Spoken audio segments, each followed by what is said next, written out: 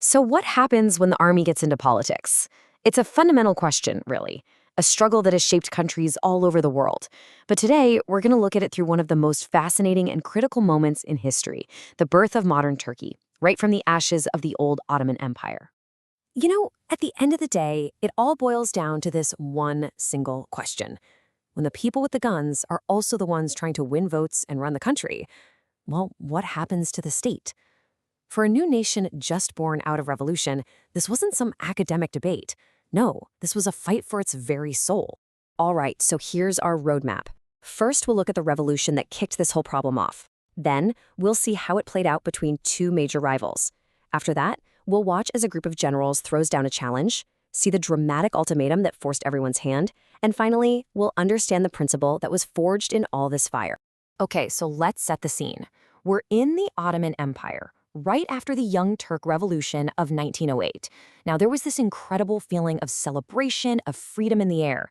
But underneath all that excitement, the seeds of a really profound conflict were already being planted.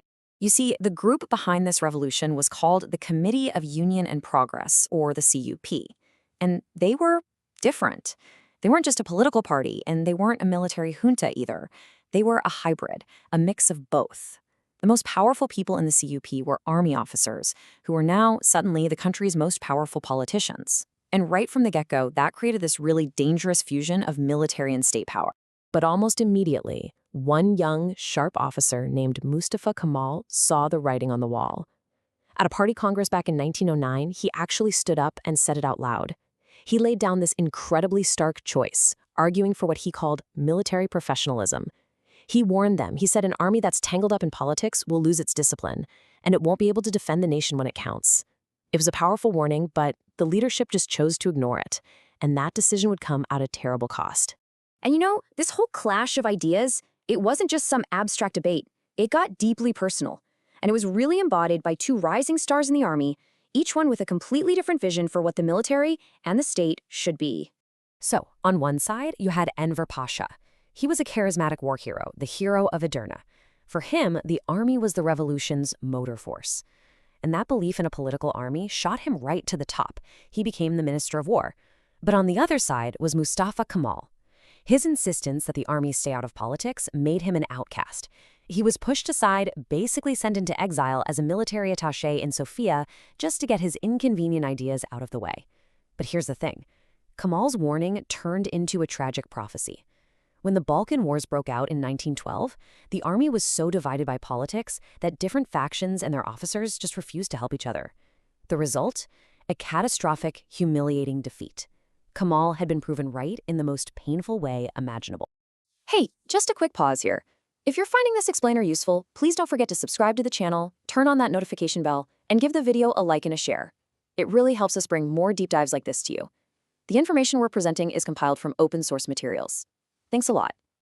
All right, let's jump forward in time. A lot has happened. The Ottoman Empire is gone. World War I is over, and a brutal war of independence has just been won.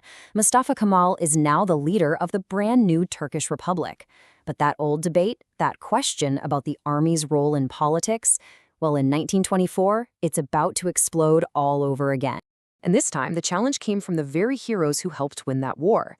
Guys like Kazım Karabekir, some of the most celebrated generals, got together and formed the nation's first ever opposition party, the Progressive Republican Party.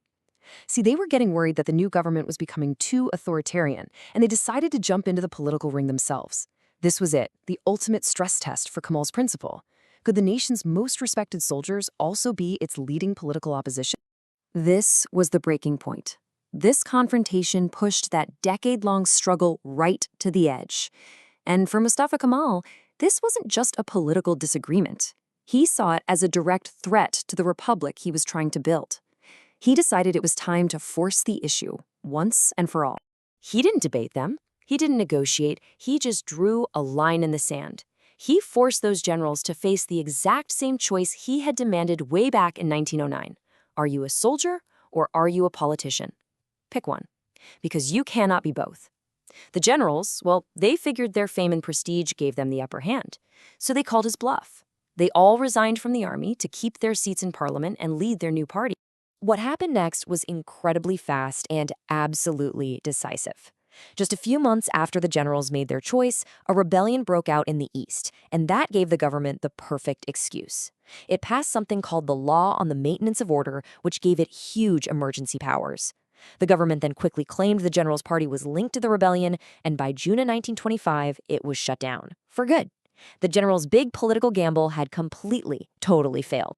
So, after that whole dramatic showdown, what was the lasting impact? I mean, this was about more than just closing down one political party. This was about setting a core, fundamental principle for the new nation. And it's so important to understand this was not just a power grab or a clash of big egos. The two sides had completely different ideas about what the state should even look like. Kemal's party, the RPP, wanted a powerful, centralized state where the party and the government were pretty much the same thing.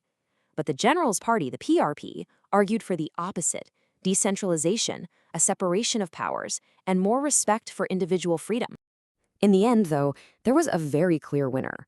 That vision of a professional, apolitical military, an army that stays in its barracks and out of the halls of power, became a non-negotiable, foundational pillar of the Turkish Republic. The choice that Mustafa Kemal had demanded all the way back in 1909 was now, finally, the law of the land. And this whole story leaves us with a critical question, one that echoes way beyond the history of any single country. When that line between the soldier and the politician gets blurry, who ultimately pays the highest price? Is it the army, the state, or is it the people? That's definitely something we're thinking about. Thanks for watching.